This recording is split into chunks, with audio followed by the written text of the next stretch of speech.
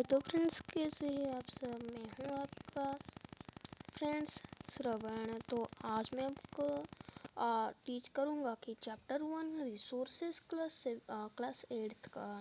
तो friends, class 8th का math से लेकर पूरे हिंदी मतलब कि पूरे संस्कृत तक आपका सभी चैनल पे अपलोड होगा। और मैं जैसे यहाँ पर स्लोली अंडरस्टूड करता हूँ, मतलब आपको टीचिंग करता हूँ, वैसे ही मैं हर वीडियो में ऐसे ही स्लोली करूँगा। और मैथमेटिक में मैम आपको एक प्रोसेस को पूरे बार बार समझाऊँगा। ओके। तो फ्रेंड्स, मेरा जो ये वीडियो पे एक्सप्लेनेशन आपको अच्छे लगे तो प्लीज़ ये वीडियो को एक लाइक ज़रूर करना। और चैनल पे जो नए आए हैं तो चैनल को सब्सक्राइब भी ज़रूर करना, ऐसे ही क्लास 8th में सबसे टॉपर बनने के लिए। तो फ्रेंड्स, ज़्यादा देरी ना करके चलिए हमारा वीडियो को स्टार्ट करते हैं। तो फ्रेंड्स, यहाँ पर क्या है, मैं यहाँ पर कुछ शॉर्ट नोट बनाया हूँ। और आप जो बुक को देख कर मतलब आपका मतलब सर आपका हेड एच हो जाता है, हेड एच होता है, तो वो मैं आपको होने नहीं दूँगा। क्योंकि मैं यहाँ पर जो मेन पॉइंट्स है उस सब को यहाँ पर मैं ढूंढ लिया हूँ। और इसके साथ मैं आपके लिए एक्सरसाइज भी ले आया हूँ। तो फ्रेंड्स, ऐसे ही मैं वीडियो बनाता हूँ, इसलिए मुझे दिल से बुरा लगता है। प्लीज़ एक सब्सक्राइब देना, और आपका एक सब्सक्राइब मुझे बहुत सारा मोटिवेशन देता है। तो चलिए शुरू करते हैं। Chapter 1 resources. जब आपको मैं क्वेश्चन आ जाएगा कि एग्जाम में क्वेश्चन आएगा व्हाट इज़ रिसोर्सेज। ओके, तो आप क्या करेंगे, यहाँ पर आप लिखेंगे anything we use our daily life and that have a major value, so that known as the resources. Okay. तो फ्रेंड्स देखिए, मैं आपको फिर से समझा रहा हूँ।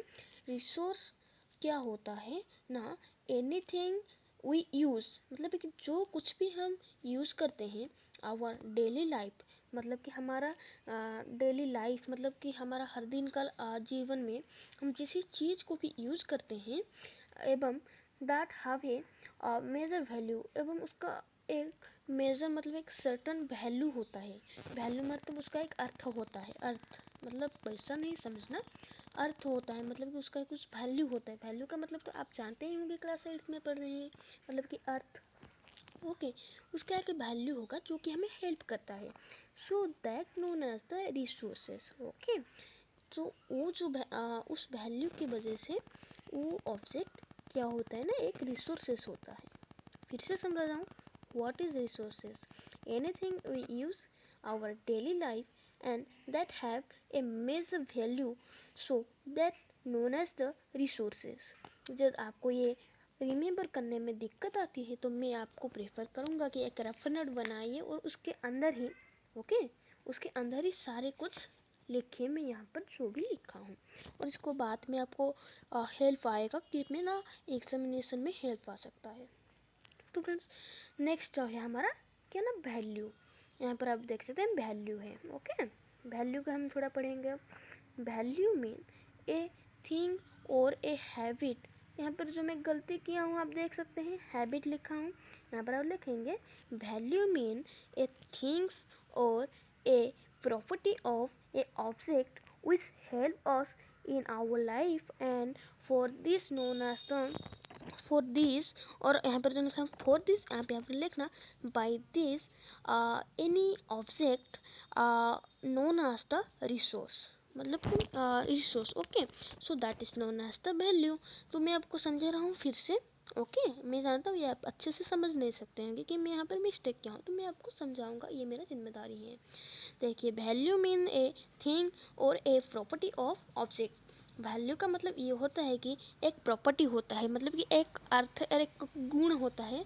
गुण। ओके, हमारे शरीर में जैसे डीएनए होता है वैसे एक ऑब्जेक्ट में ऑब्जेक्ट कंटेंट करता है क्या ना, कुछ प्रॉपर्टी कंटेंट करता है, जिसके वजह से उसको हम क्या बोलते हैं ना, उसको हम रिसोर्सेस बोलते हैं। Okay, so this value, okay, this मतलब दिस प्रॉपर्टी ऑफ वैल्यू नहीं लिखना, यहाँ पर लिखना this property of the object is known as the value. What, तो मैं बता रहा हूँ आपको, फिर से बताऊंगा। Okay, value mean a things और a property of object which help us in our daily life and by this property a object known as the resources. Okay मैं यहाँ पर थोड़ा गलती किया हूँ, आप इसको सुधार लेना, इसके लिए मैं माफ़ी चाहता हूँ। तो फ्रेंड्स इसके बाद में क्या लिखा है आप देखेंगे। चलो यहाँ पर इसके बाद लिखा है important factors. Understood? What is the important factors?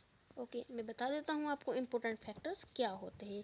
Okay जब क्वेश्चन आएगा what is the important factors, तो यहाँ पर लिखना मतलब नहीं इम्पोर्टेंट फैक्टर्स तो ये नहीं आएगा, ज़्यादा शॉर्ट हो जाता है, शॉर्ट क्वेश्चन। यहाँ पर आपको क्वेश्चन आ सकता है explain the important factors and how does he help us. Okay how does they help us, यहाँ पर रहेगा आप लिखेंगे time and technology are the two factors which can change object into a resources.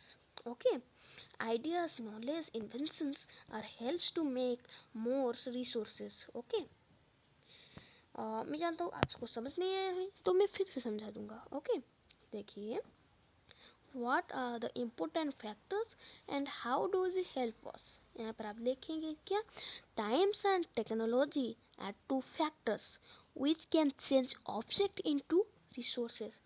Time मतलब कि समय एवं technology, ज्ञान समय एवं ज्ञान, और इन्वेंशंस, इन्वेंशन के जगह आप लिखना skills. Time technology and skills and knowledge are helps to make more resources. Understood? Helps to make more resources. Check. नहीं फ्रेंड्स एक बिल्ली आ गया था। ओके एक हमारा घर में पेट रहता है ना बिल्ली पेट, वो गया था, कोई टेंशन नहीं। तो फिर से आ जाएंगे हम। Time and technology are two factors which can change our object into the resource, and ideas, knowledge, skills and inventions are helps to make more resources. I think you understood now. If you don't understood, so write in it. You have to useful to write it on your rough note and then you revise it. Okay. तो friends first time voice over करने में जो feeling आता है ना बहुत ही तगड़ा आता है। ओके तो देखिए इसका हमारा नेक्स्ट पेज आ गया। तो फ्रेंड्स बहुत कष्ट से ये मैं कल रात में आपके लिए बनाई हूँ, प्लीज़ एक सब्सक्राइब देना यार प्लीज़। और यहाँ पर दिया है क्या types of resources, there are 3 types of resources. यहाँ पर मैं नीचे लिस्ट किया हूँ देख सकते हैं, human made, natural and humans. Okay फिर 3 रिसोर्सेस क्या है ना, मनुष्य, मनुष्यकृत एवं प्रकृति। हिंदी में भी बता दिया आपको, इंग्लिश में बताता हूँ। नेचुरल मतलब कि प्रकृति, नेचुरल 1। देन आएगा ह्यूमंस, मनुष्य, ह्यूमन मीन मनुष्य, ये क्या सेकेंड। थर्ड में आया ह्यूमन मेड, ह्यूमन मेड का अर्थ क्या है ना, ह्यूमन मेड का अर्थ है ह्यूमन के द्वारा बनाया गया, मतलब कि उसका अर्थ है मनुष्यकृत। ओके ह्यूमन, ह्यूमन में नेचुरल। तो फ्रेंड्स हम पहले एक्सप्लेन करेंगे किसको ना, ह्यूमन मेड को, सॉरी ह्यूमन को। ह्यूमन क्या होता है, we are the ourselves an important resource. Okay we are the ourselves an important resource, और यहाँ पर आप ज़्यादा लिखने के चाहेंगे तो लिख सकते हैं वी देखें क्या ना, we are ourselves and the important resource of the country, sorry country नहीं लिखना है वर्ल्ड। ओके ये मतलब रिसोर्सेज की बात चल रहा है ना, कोई इकोनॉमिकल या फिर पॉलिटिकल नहीं चल रहा है ना, इसलिए अब लिखना वर्ल्ड। ओके क्या लिखना है, जब ज़्यादा लिखने का चाहें तो आप लिखना we are the ourselves and important resource of the world। इसके बाद आप पॉइंट देकर लिखना because we makes inventions and technology and etcetera and we also make resources for the world. Okay जब यहाँ पर सेकंड लाइन में आप लिखने के लिए चाहें तो यहाँ पर ऐसे भी लिख सकते हैं because we makes inventions technology are skills and many etcetera thing. यहाँ पर सॉरी थोड़ा गलत हो गया, because we makes inventions technology and etcetera which is helps to make in क्या which is helps to make many more resources which is helps our life, which is helps us in our life. Okay इसके बाद आप लिखना so without resources we can't we can't survive in the world. Okay, so who make मैं जैसे बोलूँ वैसे ही लिखना. Who make resources? Who human make resources. So human is always a important resource of world or society. Okay. इसके बाद मैं आपको तो ह्यूमन मेड को फिर से एक बार बुझा देता हूँ, समझा देता हूँ. ह्यूमन्स इन सॉरी ह्यूमन मेड. ओके, यहाँ पर जो है क्या, सॉरी, हाँ ह्यूमन, मेरा आइस वगैरह थोड़ा डैमेज हो गया है ना, इसलिए इसे हो रहा है. Humans, we are ourselves an important resource because we make inventions, technology and etc. We make the resource also. Thus, we ourselves a important resource of world. Human made में आते हैं. Humans inventions. Okay, humans inventions and tech and etc. are the resources. Okay, human made resources क्या होते हैं देखिए. Humans inventions and technology etc. are the resources of human made. बताएगा. तो यहाँ पर जो मेन बात आता है वो है which object are made by the human that known as the human made resource. तो फ्रेंड्स देखिए, मैं यहाँ पर पहले जो लिया है ना human made, यहाँ पर थोड़ा गलती किया. जो फर्स्ट लाइन में मैं जो लिखा हूँ ना, इधर कहाँ गया भाई साहब, किधर गए, हाँ ये आ गया. तो मैं फर्स्ट में लिखा हूँ ना humans invention and techs etcetera are the resources, ये गलती, ये आपको कभी भी नहीं लिखना है. इसके लिए मैं माफ़ी चाहता हूँ. यहाँ पर इसके जो नीचे लिखा है ना, which object are made by the human that is known as the human made resources.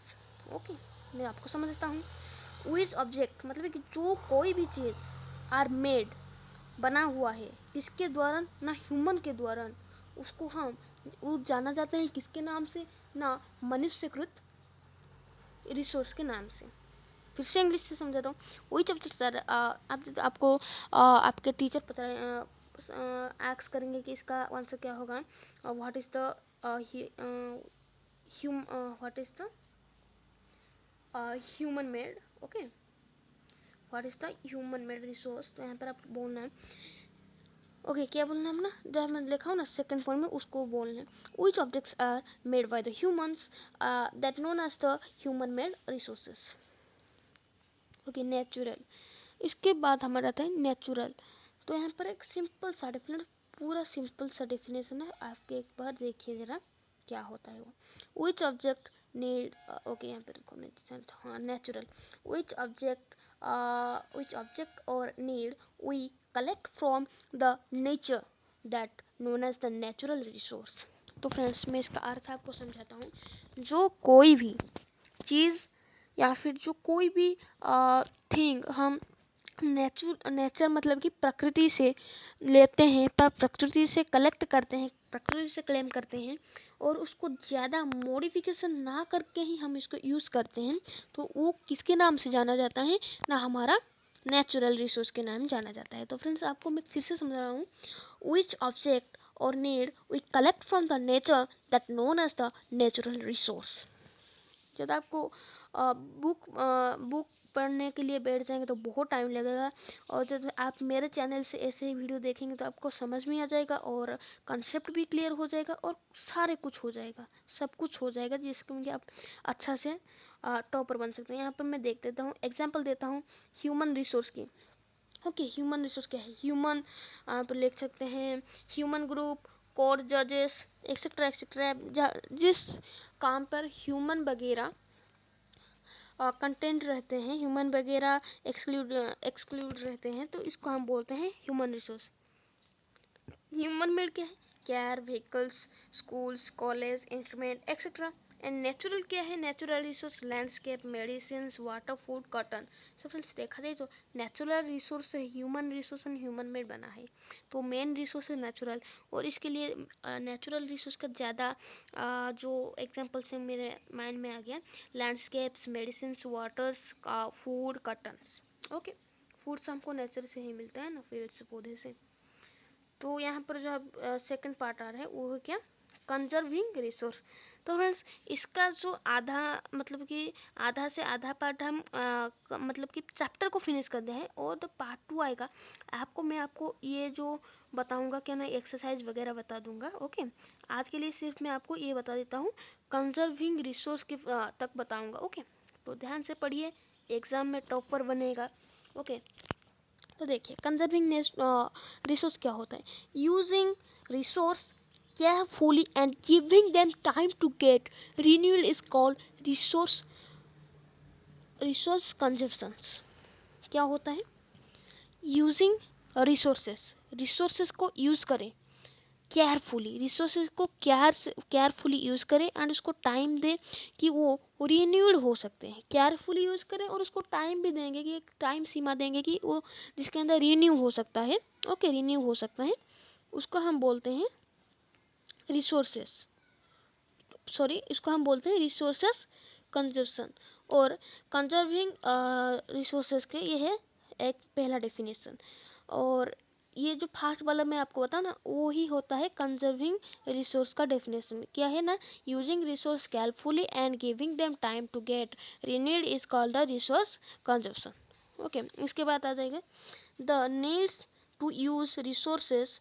क्या है ना, the needs to use resources and also conserve them for future, that is called sustainable development. और यहाँ पर question आता है कि sustainable development क्या होता है। Sustainable development means balancing our present needs for using resource. Okay, ये जो सेकंड पैराग्राफ चाहे ये जो भी है, और इसको थर्ड पैराग्राफ ही वही थोड़ा थर्ड पैराग्राफ में मैं आपको पूरा एक्सप्लेन किया हूँ। Sustainable developments means balancing our present needs of using resources without compromise the ability of future generation to meet their own needs। इसका अर्थ मैं आपको बताता हूँ। सस्टेनेबल डेवलपमेंट का अर्थ ये होता है कि आप क्या ना बैलेंस करें, आपका जो वर्तमान के जो नीड्स मतलब कि वर्तमान के जो रिसोर्सेज को बैलेंस यूज़ करे, और भविष्य में आने वाली पीढ़ी मतलब कि भविष्य में आने वाली जेनरेशन को वो रिसोर्सेज को यूज़ करने दे, और वो भी इस रिसोर्सेज को बैलेंस करेंगे। तो क्या होता है ना, सस्टेनेबल डेवलपमेंट्स मीन्स। और ये मैं आपको 3 पॉइंट जो बताया ना, जो परीक्षा में आ जाता है कि what is the conserving resource, तो ये आप इस तीनों को ले सकते हैं। वरना मैं आपको कंजर्विंग रिसोर्स की और एक बात दिखा देता हूँ, ये हमारा क्वेश्चन नंबर 2 में भी है। Okay, what is the resource conservation. Okay, फिर मैं आपको बता देता हूँ 2 नंबर्स में जो है आपको बताता हूँ। Resources development is the methods of utilizing our intelligence in order to improve the quality, usability and utility of resources। ये जो इसका अर्थ देख सकते हैं, इसका जो अर्थ पढ़ लीजिए एक बार, मैं आपको टाइम देता हूँ। 1 2 3 4 5 6 7 8 9 10 11 12 13 14 15 16 17 18 19 20 पढ़ लिया इसका। ओके, इसके बाद हम चलते हैं मेरा मतलब कि जो कंजर्विंग रिसोर्स में। ओके, यहाँ पर आ जाइए आप। Using the resource carefully and giving them time to get renewed is called resources conservation. ये दोनों ही सेम हो गए। ओके, दोनों के दोनों सेम होंगे। जो आ जाएगा एग्जाम में, तो आप ये दोनों में से कौन भी एक को भी लिख सकते हैं, कोई भी मतलब माइनस नहीं होगा। ओके, तो फ्रेंड्स ये था कुछ हमारा चैप्टर, और चैप्टर तो ऐसे फिनिश हो गया। लेकिन फ्रेंड्स मैं पार्ट 2 में और एक बात बताऊंगा। क्या ना, देखिए जो नेचुरल रिसोर्स है वो 2 प्रकार के होते हैं। एक है एक है क्या ना, जो नेचुरल रिसोर्सेस वो है रिन्यूएबल एंड नॉन रिन्यूएबल। सो मैं उसको आप बताया नहीं तो इसको बताऊंगा। ओके, तो वो आएगा नेक्स्ट पार्ट में। और यहाँ पर आप देख सकते हैं मैं आज आपका फुल चैप्टर को कंप्लीट कर दिया हूँ, सिर्फ रिन्यूएबल और नॉन रिन्यूएबल नेचुरल रिसोर्स को छोड़कर। और चैप्टर 1 एक्सरसाइज के बाद में आपको ये दोनों जो बचे ना, नॉन रिन्यूएबल एंड रिन्यूएबल, इस दोनों को बता दूंगा। ओके, समझा दूंगा, पूरे एक्सप्लेन कर दूंगा। तो फ्रेंड्स ये था हमारा फुल चैप्टर। और चैप्टर 2 में मैं आपके लिए मतलब चैप्टर 2 बोल रहा हूँ, सॉरी, पार्ट 2 में मैं आपके लिए क्या लाऊंगा ना, एक्सरसाइज वगैरह लाऊंगा, पूरा एक्सप्लेन करूँगा। मैं आपको ये अब एक्सप्लेन नहीं कर सकता, आपको सिर्फ दिखा दिया। तो मिलते हैं अगली वीडियो में। Bye bye tata, see you.